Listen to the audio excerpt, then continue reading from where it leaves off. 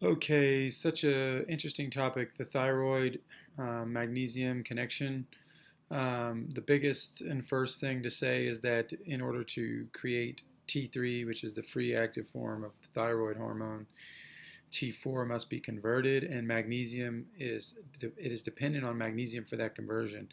And the high levels of magnesium are needed for this catalytic conversion, um, and not only the conversion, but the efficiency of it, the quality of it as well. And so that's going to affect things. Just like quality, we don't think about quality sometimes when it comes to these conversions, these vitamins, and the bonds, and how these things connect, and how qualitative that is. But there's a key, the purity of the magnesium is going to play a key part here.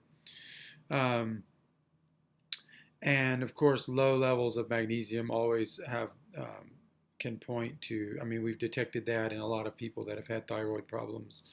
Not me, I'm not a doctor, but as a naturopath, like just detected it through anamnese, questioning people, and figuring out, like, they've a lot of people have done their own test. I know I did mine. I did 3 or 4 different tests when I was in France, and I would just go to the lab and test my thyroid.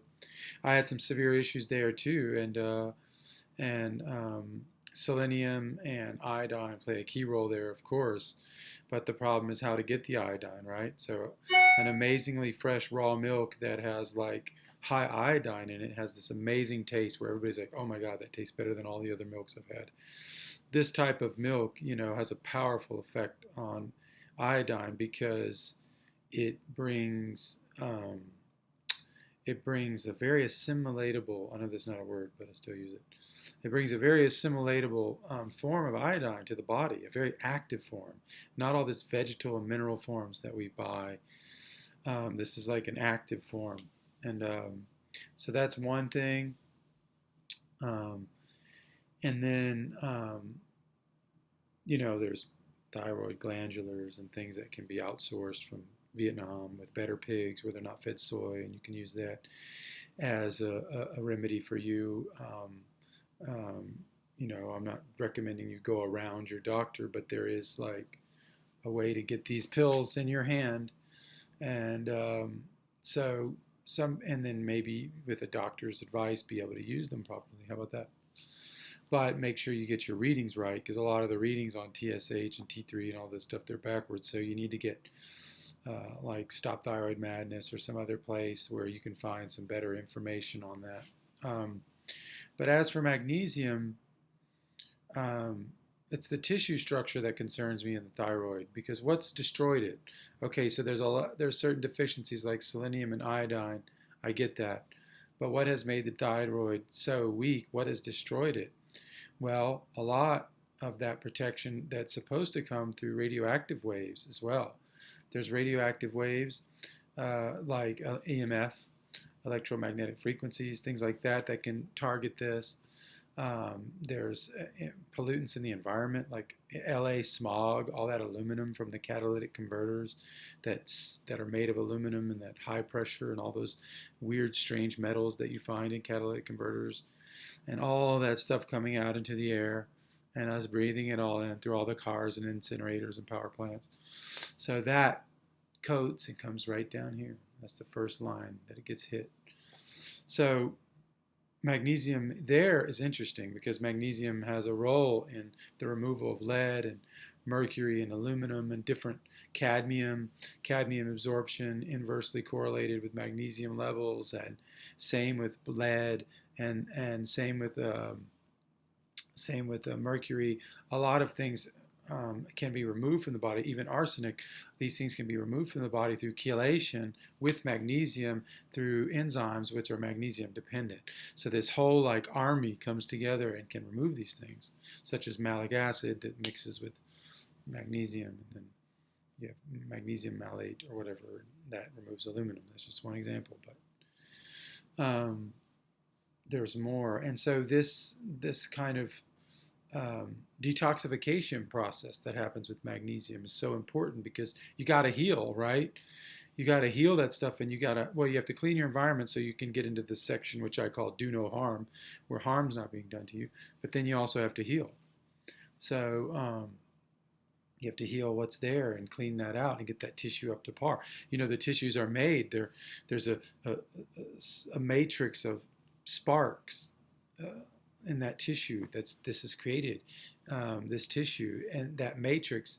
In that matrix, those little sparks, those are magnesium. And magnesium helps not only the antimicrobial functions that salts and magnesium have, but also their structural integrity, flexibility, their resistance. Flexibility is not just softness; it's also like movability, and it gives the tissue to where the tissue doesn't have a sclerotic kind of overcalcification. Magnesium plays a role there in the cell as a natural cell channel blocker, calcium channel blocker. It also plays a role as blood purifier, to the sense of, what do you call it, blood dilation. It's a very dilating electromagnetic principle, magnesium. It relaxes and opens up the cells. And so this dilation creates this release. It allows the cell to operate and release the toxins and stay open instead of being closed down through oxidation and calcium, which is coming in. And a lot of calcification can happen in these tissues, including the brain and everywhere else.